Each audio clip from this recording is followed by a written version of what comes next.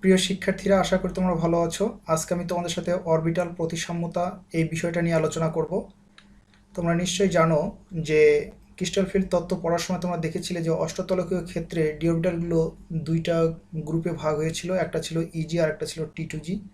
কেন এগুলো ইজি ছিল, কেন টি টু জি ছিল, এই বিষয়গুলো সম্পর্কে আজকে তোমরা পরিষ্কার হবে যদি তোমরা মনোযোগ সহকারে আজকের এই লেকচারটা দেখে থাকো। তো এটাও যথারীতি উচ্চতর শনিবার রসায়ন গ্রুপতত্ত্ব বিষয়ের গ্রুপতত্ত্ব প্রথম অধ্যায় থেকেই বিষয়টা নির্বাচন করা। তো একটা বিষয় দেখো, যখন আমরা অক্টাহেড্রাল সিমেট্রি গ্রুপ পড়েছিলাম, অর্থাৎ যখন আমরা অষ্টতলকীয় বিন্দু গ্রুপ পড়েছিলাম, তখন আমরা বলেছিলাম যে এই বিন্দু গ্রুপের অন্তর্ভুক্ত উপাদান হচ্ছে 48টি, যাদের মধ্যে একটা ই, 6টা C4, 3টা C2, 8টা C3, 6টা C2, 6টা S4, 8টা S6, একটা আই, 3টা সিগমা এস অর্থাৎ আনুভূমিক তল প্রতিফলন ক্রিয়া, আর 6টা ছিল ডাইহেড্রাল প্রতিফলন তল ক্রিয়া অর্থাৎ সিগমা ডি। এই হচ্ছে মোট 8টা উপাদান ছিল। এখন তোমরা নিশ্চয়ই জানো যে বিন্দু গ্রুপগুলো থেকে কিন্তু চরিত্র তালিকা গঠন করা যায়। তো আজকে আমি তোমাদেরকে চরিত্র তালিকা গঠন করা দেখাবো না। আজকে আমি মূলত অক্টাহেড্রাল গ্রুপের চরিত্র তালিকাটা কেমন হবে সেটা থেকেই তোমাদের এই আলোচনাটা শুরু করব। তো একটা বিষয় দেখো, এখানে তোমরা একটা অষ্টতলকীয় বিন্দু গ্রুপের অর্থাৎ অক্টাহেড্রাল সিমেট্রি গ্রুপের একটা চরিত্র তালিকা দেখতে পাচ্ছ। এই চরিত্র তালিকায় দেখো মোট উপাদান কিন্তু আছে 48টা। একটা ই, 8, 8 আর 1 9, 6 15, আর 6 হচ্ছে 21, আর 3 24, 1 25, 6 31, 8 39, 3 42, আর 6 হচ্ছে 48। এই মোট 48টা উপাদান। অর্থাৎ আমি তোমাদেরকে আমার গত লেকচারে যে অক্টাহেড্রাল বিন্দু গ্রুপ থেকে কিভাবে এই 48টা উপাদান পাওয়া যায় দেখিয়েছিলাম। এই বিষয়টা নিশ্চয়ই তোমরা দেখেছো। এই 48টা উপাদানকে, এই অক্টাহেড্রাল বিন্দু গ্রুপের যে 48টা উপাদান আছে, এই উপাদানগুলোকে দেখো কয়েকটা শ্রেণীতে ভাগ করা হয়েছে। একটা হচ্ছে ই শ্রেণী, একটা হচ্ছে C3 শ্রেণী, একটা হচ্ছে C2 শ্রেণী, একটা হচ্ছে C4 শ্রেণী, একটা হচ্ছে C2 শ্রেণী। মনে হতে পারে যে দুইটা C2 শ্রেণী আবার কেন হলো। তোমরা নিশ্চয়ই জানো যে C4 থেকে দুইটা C4 2 এই জাতীয় শ্রেণী ছিল, একটা C2 জাতীয় আর একটা C2 ছিল।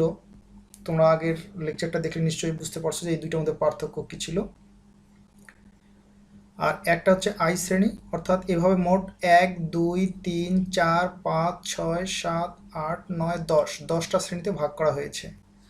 তাহলে এখন হিসেব কি দাঁড়ালো যে অষ্টতলকীয় বিন্দু গ্রুপের যে 48টা প্রতিসাম্য ক্রিয়া পাওয়া গিয়েছিল, অর্থাৎ যে 48টা উপাদান পাওয়া গিয়েছিল, সেই উপাদান 48টাকে এখানে 10টা শ্রেণীতে ভাগ করা হয়েছে। তাহলে এখানে শ্রেণী সংখ্যা হচ্ছে 10টি। এখন এই চরিত্র তালিকাটা কীভাবে গঠন করা হয়েছে আমি তোমাদের সেটা বলবো না, শুধু একটু পরিচয় করিয়ে দেবো ছোট্ট একটু। সেটা দেখো, তোমরা নিশ্চয়ই জানো যে একটা চরিত্র তালিকায় যতটা শ্রেণী থাকে ঠিক ততটা অরাজযোগ্য প্রতিরূপ থাকে। তাহলে কি হচ্ছে, এখানে যেহেতু 10টা শ্রেণী আছে, তাহলে এই চরিত্র তালিকাটার অরাজযোগ্য প্রতিরূপ হবে কিন্তু 10টা। সেই 10টা কি কি দেখো, 1 2 3 4 5 6 7 8 9 10। এই 10টা অরাজযোগ্য প্রতিরূপ কিন্তু আমরা পেয়ে যাচ্ছি। তাহলে আমরা একটা বিষয় জানি যে একটা চরিত্র তালিকা গঠন করার সময় যতটা শ্রেণী পাওয়া যায় ঠিক অরাজযোগ্য প্রতিরূপের সংখ্যা ততটাই থাকে। আচ্ছা, তার মানে হচ্ছে যে একটা গ্রুপের শ্রেণী সংখ্যার সমান অরাজযোগ্য প্রতিরূপ থাকবে। দ্বিতীয় কথা হচ্ছে যে একটা গ্রুপের প্রতিসাম্য ক্রিয়ার সংখ্যা গ্রুপটির বর্গ এর সংখ্যার সমান। অর্থাৎ এই গ্রুপটার বর্গ মানে অর্ডার কত, সেইটা হচ্ছে তার প্রতিসাম্য ক্রিয়ার সংখ্যার সমান। আমরা দেখেছি যে এখানে 48টা প্রতিসাম্য ক্রিয়া সম্পাদন করা গিয়েছিল। তাহলে এই চরিত্র তালিকাটার বর্গ বা অর্ডার হবে কিন্তু 48। তাহলে এই চরিত্র তালিকাটার অর্ডার হচ্ছে 48। এখন তৃতীয় আর একটা কথা দেখো, একটা গ্রুপের অরাজযোগ্য প্রতিরূপের মাত্রার বর্গের সমষ্টি গ্রুপটির ক্রমের বা অর্ডারের সমান হয়, অর্থাৎ অরাজযোগ্য প্রতিরূপের মাত্রার বর্গের সমষ্টি। এখানে একটা বিষয় দেখো, এই ই সিমেট্রি উপাদানটা দ্বারা মূলত অরাজযোগ্য প্রতিরূপের মাত্রা নির্দেশিত হয়। এই সিমেট্রি উপাদানটা দ্বারা কি নির্দেশিত হয়? অরাজযোগ্য প্রতিরূপের মাত্রা নির্দেশিত হয়। সেটা কিভাবে হয়? একটা বিষয় দেখো যে এর মান যখন 1 হবে, এর মান যখন 1 হবে তখন কিন্তু আমরা এ অথবা বি দ্বারা প্রকাশ করি। এর মান যখন 2 হয় তখন আমরা তাকে ই দ্বারা প্রকাশ করি। 1 হচ্ছে সিংলেট অর্থাৎ একটা একক, আর 2 হচ্ছে 2 এর জন্য যে আমরা ই পাচ্ছি, ইকে আমরা বলছি ডাবলেট, মানে হচ্ছে দ্বিত্ব বা দুইটা। আর ই এর মান 3 হলে তখন আমরা টি লিখি, এটাকে আমরা বলি ট্রিপলেট বা তৃত্ব। তাহলে কি বোঝা গেল?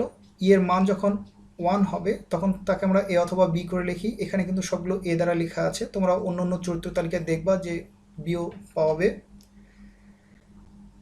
আর ই এর মান যখন 2 হবে তখন সেটা হবে ডাবলেট, ই এর মান যখন 3 হবে তখন সেটা হবে ট্রিপলেট। তো এখানে একটা কথা বলেছিলাম যে একটা গ্রুপের অরাজযোগ্য প্রতিরূপের মাত্রার বর্গের সমষ্টি। তাহলে এই যে অরাজযোগ্য প্রতিরূপ, এই A1G, A2G, EG এগুলোকে বলা হচ্ছে অরাজযোগ্য প্রতিরূপ। এই প্রতিরূপগুলোর মাত্রা কেমন হচ্ছে? ই এর মান তার মাত্রা নির্দেশ করছে।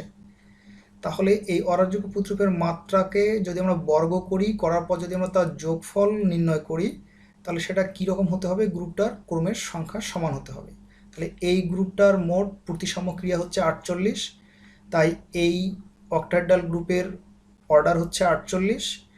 এখন আমরা এই যে অরাজযোগ্য প্রতিরূপের যে মাত্রাগুলো আছে 1 1 2 3 3 1 1 2 3 3, এই মাত্রাগুলো যদি এখন আমরা বর্গ করার পর যদি আমরা যোগ করি তাহলে সেটা হবে 48। কীরকম হবে দেখো, 1 square plus 1 square plus 2 square সমান হচ্ছে কত? 1 1 আর 4 6, 3 স্কোয়ার 9 6 15, 3 স্কোয়ার 15 আর 9 হচ্ছে 24। একইভাবে যদি আমরা এগুলোকে স্কোয়ার করি তাহলে আরও 24 পাবো। তাহলে 24 24 হচ্ছে কিন্তু মোট 48। তো আশা করি একটা চরিত্র তালিকা গঠনের প্রাথমিক যে বিষয়গুলো সেগুলো তোমরা এখানে জানতে পারলে। এখন আমার মূল উদ্দেশ্যে চলে আসি। আজকে আমি মূলত অরবিটালের প্রতিসাম্যতা তোমাদেরকে দেখাবো। তো অরবিটালের প্রতিসাম্যতা দেখানোর আগে এই অরাজযোগ্য প্রতিরূপের সংকেতগুলো যে কিভাবে লেখা হয় সে সম্বন্ধে একটু ব্যাখ্যা করে দেওয়া উচিত। এই সংকেতগুলোকে মূলত বলা হচ্ছে মুলিকান সিম্বল। এই মুলিকান সিম্বলগুলো কিভাবে হয় সেটা একটা দেখো। আমি তোমাদেরকে যখন অক্টাহেড্রাল সিমেট্রি গ্রুপ যখন পড়িয়েছিলাম তখন বলেছিলাম যে যদি কোনো অনুরূপে একাধিক প্রতিসাম্য ক্রিয়া অর্থাৎ আবর্তন ক্রিয়া সম্পাদন করা যায় তবে সেই ক্ষেত্রে যেটার এনের মান বেশি হবে সেইটা হবে প্রাইমারি আবর্তন আর বাকিগুলো হবে গৌণ আবর্তন। তাহলে এখানে আমরা আবর্তন করেছিলাম C4 আবর্তন করেছিলাম, C2 আবর্তন করেছিলাম এবং C3 আবর্তন করেছিলাম। তাহলে এই প্রকৃত আবর্তন ক্রিয়াগুলোর মধ্যে C4 এর মান যেহেতু 4 সবচেয়ে বড়, তাহলে C4 হচ্ছে আমাদের প্রকৃত অক্ষ। এই প্রকৃত অক্ষই কিন্তু হচ্ছে আমাদের এখানকার, এটা হচ্ছে এখানে আমরা প্রকৃত অক্ষকে আমরা এখানে লিখেছি। তো এখন একটা বিষয় দেখো, আমি তোমাদেরকে যে কথাটা বললাম একটু আগে যে ই দ্বারা আমরা এই অরাজযোগ্য প্রতিরূপের মাত্রা নির্দেশ করি এবং ই এর মান 1 হলে এ অথবা বি হয়, এখানে সবগুলো এ। ই এর মান 2 হলে তোমার ডাবলেট হবে অর্থাৎ ই হবে, ই এর মান 3 হলে ট্রিপলেট হবে। পাশাপাশি এখানে যেহেতু আমাদের প্রাইমারি আবর্তন ক্রিয়া হচ্ছে C4 ক্রিয়া, এখন এই C4 এর সাপেক্ষে যদি প্রতিসম হয় বা যদি C4কে যদি ধারণ করে আমরা যখন আবর্তন করব তখন আমাদের পরমাণুগুলো অর্থাৎ কোনো অণু যদি অক্টাহেড্রাল গ্রুপের অন্তর্ভুক্ত হয় সেই অণুতে যে পরমাণুগুলো থাকে সেই পরমাণুগুলো যদি C4 অক্ষ বরাবর শায়িত থাকে, অর্থাৎ C4 অক্ষ উপরে অবস্থান করে তাহলে হবে আমাদের +1, আর যদি C4 অক্ষ থেকে যদি বাইরে অবস্থান করে তাহলে হবে -1। যদি C4 এর মান যদি 1 হয় তাহলে আমরা এখানে 1 লিখব, C4 এর মান যদি -1 হয় তাহলে এখানে আমরা 2 লিখব। অর্থাৎ আমরা 1 দ্বারা বুঝবো যে আমাদের এই অরবিটাল বা এই পরমাণুটা এই C4 অক্ষ বরাবর শায়িত আছে, আর 2 2 এর মানগুলো দ্বারা আমরা বুঝবো যে আমাদের এই অরবিটালটা বা পরমাণুটা C4 অক্ষ বরাবর শায়িত নয়। আচ্ছা, আর যদি 0 হয় তাহলে একটা বিষয় বোঝা যাবে যে এই C4 অক্ষের সাপেক্ষে এটার প্রতিসমটা বিপ্রতিসম, অর্থাৎ একদিক থেকে প্রতিসম বিবেচনা করা যায়, আবার আরেক দিক থেকে অপ্রতিসম বিবেচনা করা যায়। তো বিষয়টা তোমাদেরকে একটু পরে যখন অরবিটালের প্রতিসমতা দেখাবো তখন তোমরা বিষয়টা বুঝবে। তাহলে এখন কি দাঁড়ালো, C4 এর মান তাহলে কি নির্দেশ করছে? C4 এর মান নির্দেশ করছে যে ওই অরবিটালটি বা ওই পরমাণুটি প্রধান অক্ষের উপরে অবস্থিত কি না। তাহলে এবং যদি 1 হয় তাহলে আমরা এখানে 1 লিখব, যদি -1 হয় তাহলে আমরা এখানে 2 লিখব। তাহলে একটু আমরা দেখে নিই। এখানে দেখো এখানে 1 হয়েছে, তাই এখানে হচ্ছে 1, অর্থাৎ এই অরবিটালটা অক্ষের উপরে অবস্থিত। এখানে 1 হয়েছে, তাহলে T1, এখানে তাই আমরা 1 লিখেছি। এখানে 1 আছে তাই এখানে আমরা 1 লিখেছি। এখানে 1 আছে তাই এখানে আমরা 1 লিখেছি। পাশাপাশি এখানে দেখো -1 আছে তাই এখানে আমরা 2 লিখেছি। এখানে -1 আছে তাই এখানে আমরা 2 লিখেছি। এখানে -1 আছে তাই এখানে কিন্তু 2 লেখা হয়েছে, এবং এখানে -1 থাকার কারণে এখানে 2 লেখা হয়েছে। তাহলে আমরা একটা বিষয় বুঝতে পারলাম যে এ, ই, টি এগুলো দ্বারা তাদের মাত্রা বোঝাচ্ছে। এ, বি হলে 1 মাত্রার, ই হলে 2 মাত্রার মানে ডাবলেট, টি হলে 3 মাত্রার অর্থাৎ ট্রিপলেট। আচ্ছা, এগুলো আর একটা বিষয় সম্বন্ধে ধারণা দেয়, সেটা হচ্ছে জেনারেসি সম্বন্ধে, ডিজেনারেসি সম্বন্ধে ধারণা দেয়। ডিজেনারেসি সম্বন্ধে তোমরা জানো যে ডিজেনারেট বলতে বোঝা যায় সমশক্তি সম্পন্ন, অর্থাৎ ডাবলেট সংক্রান্ত যে শক্তি স্তরগুলো থাকবে তারা একই শক্তি সম্পন্ন হবে। ট্রিপলেটগুলো থাকলে ওই 3টে একই শক্তি সম্পন্ন হবে। ডাবলেট থাকলে 2টা একই শক্তি সম্পন্ন হবে। এ থাকলে সিংলেট, ওটার একটা নির্দিষ্ট একটা শক্তি থাকবে ইত্যাদি। তাহলে এ এর পাশে সাবস্ক্রিপ্ট হিসেবে 1, 2 কেন দেওয়া হচ্ছে, আশা করি তোমরা সেটা বুঝতে পারছো। আর একটা বিষয় এখানে দেখো, এখানে কখনো জি দেওয়া আছে, কখনো ইউ দেওয়া আছে। কেন জি দেওয়া আছে? জি বলতে এখানে জেরাট, জিরাট মানে হচ্ছে ইভেন অর্থাৎ জোর। অর্থাৎ এখানে আরেকটা বিষয় দেখো, সিমেট্রি উপাদান আই, এই আই এর সাপেক্ষে যদি প্রতিসম হয়, অর্থাৎ যদি পরমাণু বা অরবিটালটা যদি প্রতিসম হয় তাহলে জি হবে, আর যদি অপ্রতিসম হয় তাহলে আনজিরাড হবে অর্থাৎ অড হবে। অর্থাৎ যদি প্রতিসম হয় তাহলে জিরাড হবে, আর যদি অপ্রতিসম হয় তাহলে আনজিরাড হবে। তাহলে এখানে দেখো প্লাস মানগুলো কিন্তু প্রতিসম নির্দেশ করবে, আর মাইনাস মান কিন্তু অপ্রতিসম নির্দেশ করবে। প্লাস এখানে +1 তাই জিরাড জি, +1 জিরাড জি, +2 প্লাস এখানে 2, 3, 4 কোনো ফ্যাক্টর না, ফ্যাক্টর হচ্ছে যে তোমার এই প্লাস নাকি মাইনাস সেই বিষয়টা। তাহলে আমরা দেখতে পাচ্ছি যে প্রথম যে 5টা আছে 5টাই কিন্তু জি, এবং পরের যে 5টা আছে এই পরের 5টাতে কিন্তু হচ্ছে ইউ।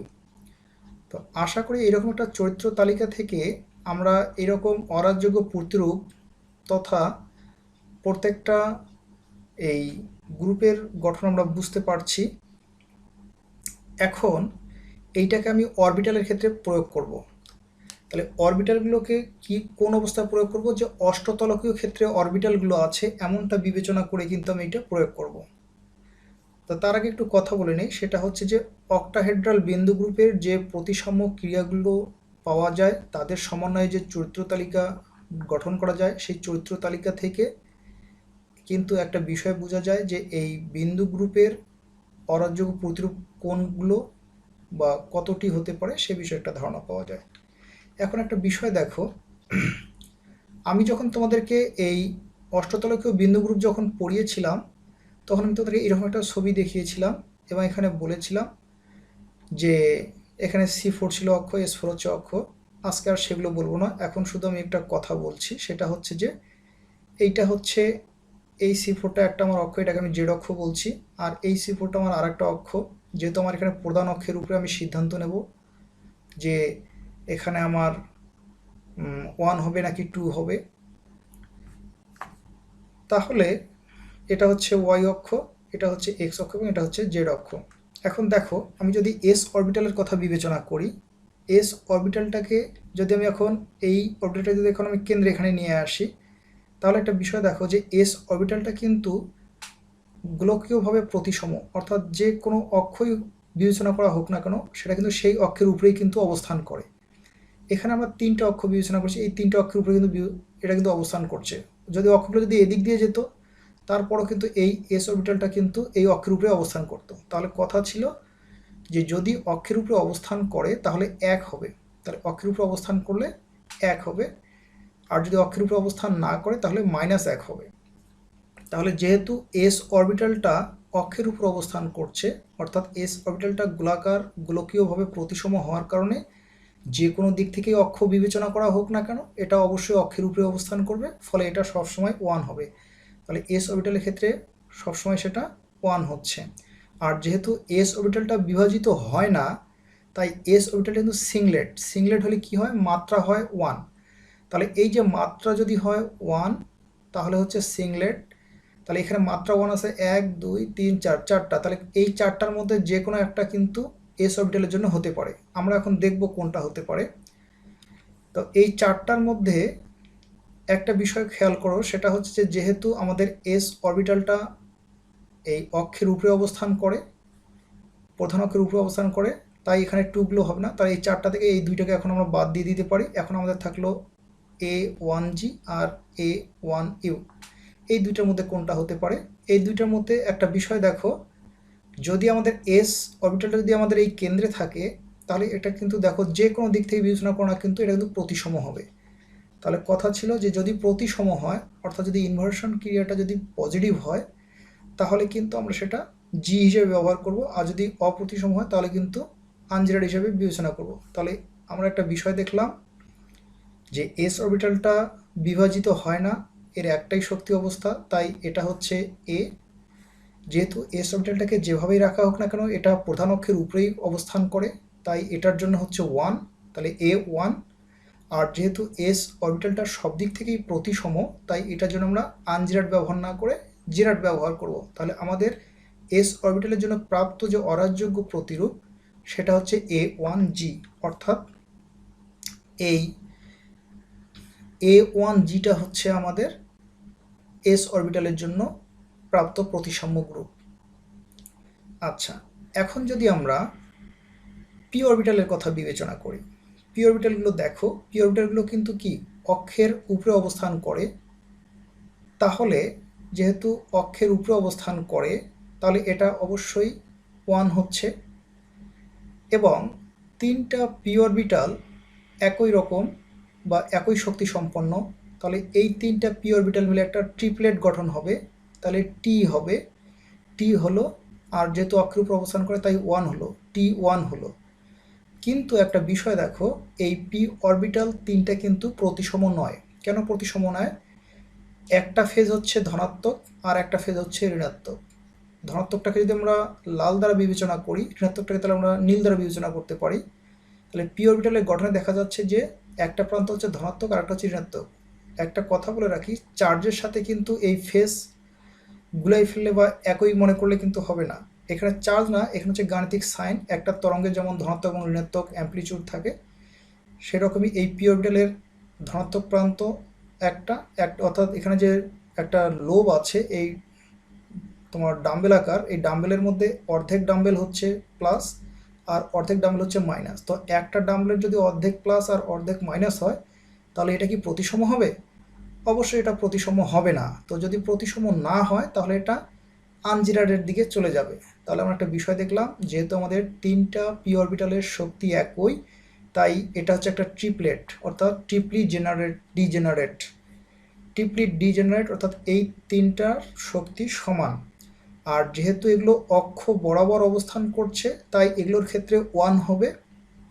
আমরা বলেছিলাম যে অক্ষের উপরে অবস্থান করলে 1, অক্ষের উপরে অবস্থান না করলে 2।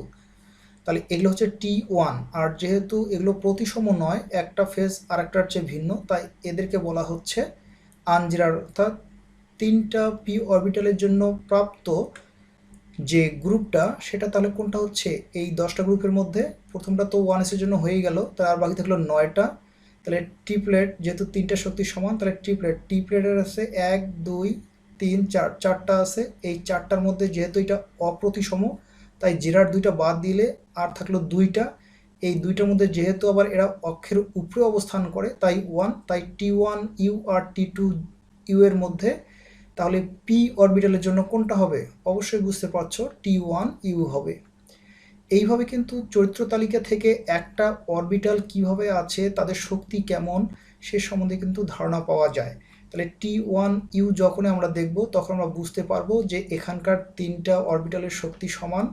ওয়ান দ্বারা আমরা বুঝতে পারবো যে অরবিটালগুলো অক্ষ বরাবর আছে, আর ইউ দ্বারা বুঝতে পারবো যে এই অরবিটালগুলোর ফেজ কিন্তু ভিন্ন ভিন্ন, একটা প্রান্ত পজিটিভ হলে আর একটা প্রান্ত নেগেটিভ। তো এই বিষয়টা বোঝার জন্য আমরা একটু ডি অরবিটালগুলো দেখি। ডি অরবিটালের ক্ষেত্রে দেখো এখানে 5টা ডি অরবিটাল দেখানো হয়েছে।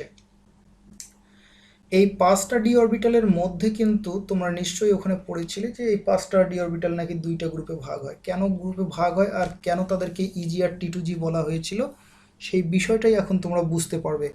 তাহলে দেখো, আমরা যদি একটু গভীরভাবে লক্ষ্য করি তাহলে দেখতে পারবো যে এই 5টা ডি অরবিটালের মধ্যে থেকে 2টা ডি অরবিটাল কিন্তু অক্ষ বরাবর শায়িত আছে। এই একটা অরবিটাল আর এই একটা অরবিটাল, এই অরবিটাল দুইটা অক্ষ বরাবর আছে। যেহেতু এই অরবিটাল দুইটা অক্ষ বরাবর আছে, তাই এরা দেখতে একই রকম শক্তি সম্পন্ন হচ্ছে এবং এদেরকে বলা হচ্ছে ডবলি ডিজেনারেট। ডবলি ডিজেনারেট হলে ই এর মান হয় 2, ই এর মান 2 হয় এবং সেই প্রতীকটা হয় ই। তাহলে ই এর মান এখানে একটা 2 আছে, এখানে একটা 2 আছে, তাহলে ই ইউ হতে পারে অথবা ই জি হতে পারে। যেহেতু দুইটা অরবিটাল অক্ষ বরাবর আছে, যে দুইটা অরবিটাল অক্ষ বরাবর আছে তারা হচ্ছে ডবলি ডিজেনারেটেড, অর্থাৎ তাদের দুইটার শক্তি সমান।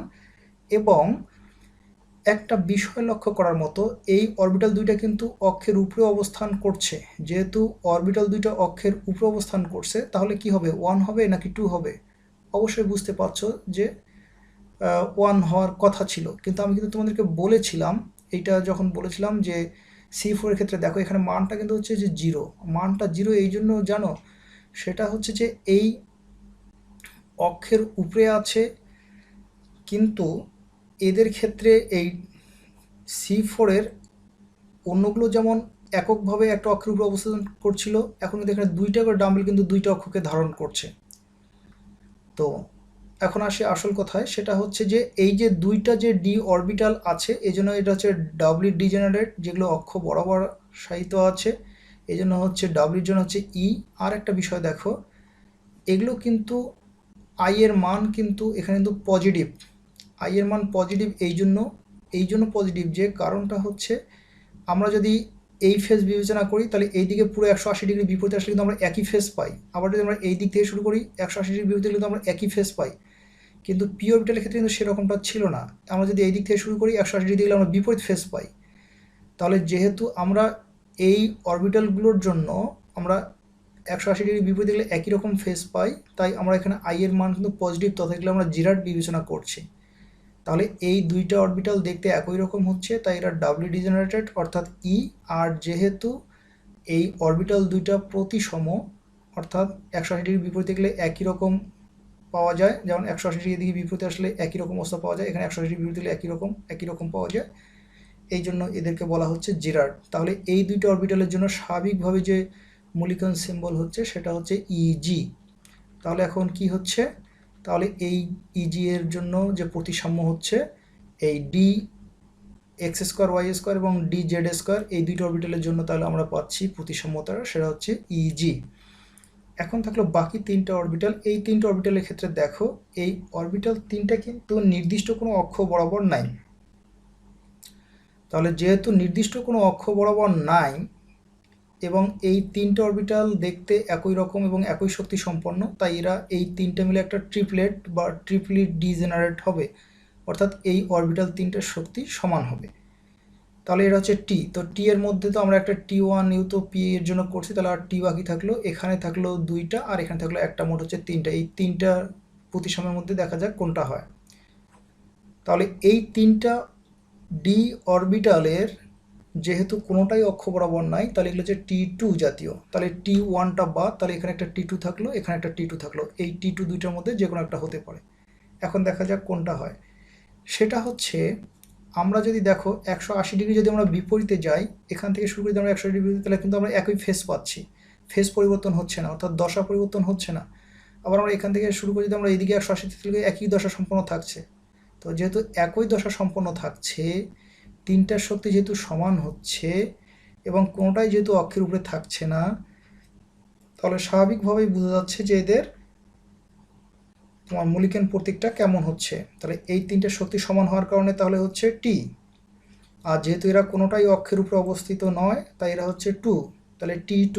আর যেহেতু একদিক থেকে শুরু করে বিপরীত 180 ডিগ্রি বিপরীতে গেলে অনুরূপ ফেজ পাওয়া যায়, তাই এরা হচ্ছে জি। তাহলে এই তিনটে অরবিটালকে কিন্তু একত্রে বলা হচ্ছে T2G। অর্থাৎ এই T2G হচ্ছে DXY DXZ DZX, একই রকম হয়ে গেছে DXY DYZ DZX, এই তিনটা অরবিটালের প্রতিসাম্য হচ্ছে T2G। তাহলে আমরা T2G বলতে বোঝাচ্ছি যে টি হচ্ছে ট্রিপলি ডিজেনারেটেড, তিনটা শক্তি সমান। টু বলতে বোঝাচ্ছে যে এগুলো অক্ষের উপরে অবস্থিত নয়। আর জি বলতে বোঝাচ্ছে যে এদের ফেজগুলো কিন্তু 180 ডিগ্রি বিপরীতে একই রকম। আচ্ছা, তাহলে এস অরবিটাল গেল, পি অরবিটাল গেল, ডি অরবিটাল গেল। এখন আমরা এফ অরবিটাল সম্বন্ধে একটু জানার চেষ্টা করি। সেটা হচ্ছে যে তোমরা নিশ্চয়ই জানো যে এফ অরবিটালের সংখ্যা হচ্ছে 7টি। আরেকটা কথা বলি, একটা হিসেব দেখো, সুন্দর একটা হিসেব। সেটা হচ্ছে এস হচ্ছে সিংলেট, একটাই মাত্র। আর পি হচ্ছে ট্রিপলেট, তিনটা।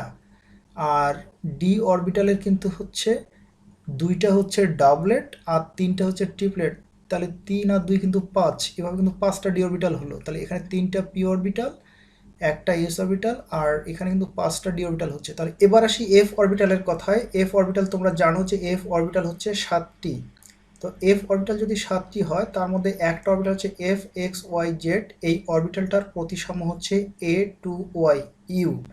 এই এ টু ইউ থেকে আমরা একটা বিষয় অনুমান করতে পারি যে এই অরবিটালটা হচ্ছে সিংলেট, অর্থাৎ এটা একটা অরবিটাল, তার একটাই শক্তি।